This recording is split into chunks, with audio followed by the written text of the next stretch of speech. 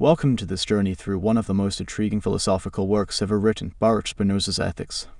In this video, we will unravel the key ideas of Spinoza's philosophy, explore their relevance today, and guide you through his unique vision of the universe, morality, and human happiness.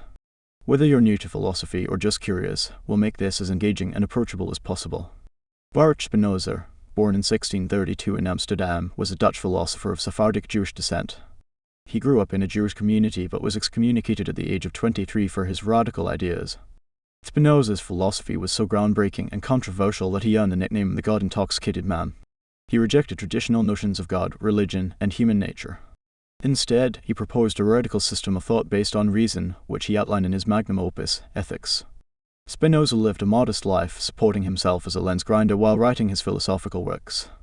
Despite his excommunication, his ideas have endured for centuries, influencing thinkers from Albert Einstein to modern secularists. Spinoza's Ethics isn't like most philosophical texts. He wrote it in a geometrical style, borrowing from Euclid's method. It's structured in 5 parts, each tackling fundamental questions about existence, human nature, and morality. 1. God or nature. 2. The nature of the mind. 3. The origin and nature of emotions. 4. Human bondage. 5. The path to freedom and happiness. Each part begins with definitions, axioms, and propositions followed by demonstrations. This style can be intimidating, but don't worry, we'll break it down step by step. Let's start with the foundation of Spinoza's philosophy, his concept of God. Spinoza didn't see God as a personal, anthropomorphic being who intervenes in the world. Instead, for Spinoza, God is synonymous with nature, the infinite, eternal, and all-encompassing substance of reality. Spinoza claims, God is the substance of everything that exists.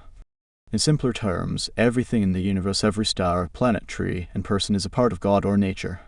There is no separation between creator and creation. This idea is called pantheism, which means God is everything and everything is God. Spinoza's God doesn't perform miracles or answer prayers but operates through natural laws. For example, think of gravity or the growth of a plant. These aren't divine interventions, they are expressions of the natural order, which is God's essence. Spinoza's philosophy also addresses the mind-body problem.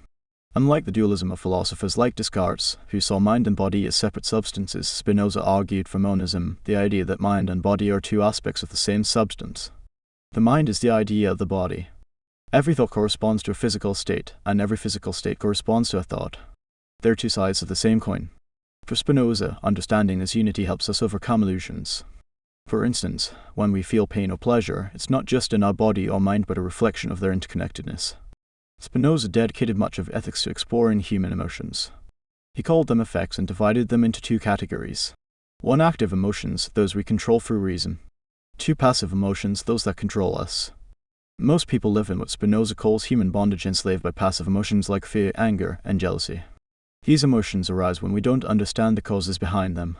For example, if someone insults you, your anger might seem like a natural reaction. But for Spinoza, this anger stems from ignorance of the situation's true causes. To free ourselves, Spinoza urges us to understand the origins of our emotions through reason. By doing so, we can transform passive emotions into active ones, gaining greater control over our lives. The ultimate goal of Spinoza's philosophy is blessedness or true happiness. For Spinoza, happiness isn't about wealth, fame, or pleasure.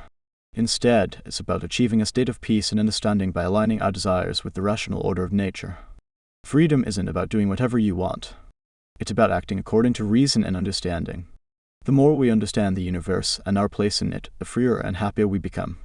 You might wonder, why should I care about Spinoza in the 21st century? His ideas resonate deeply with modern issues.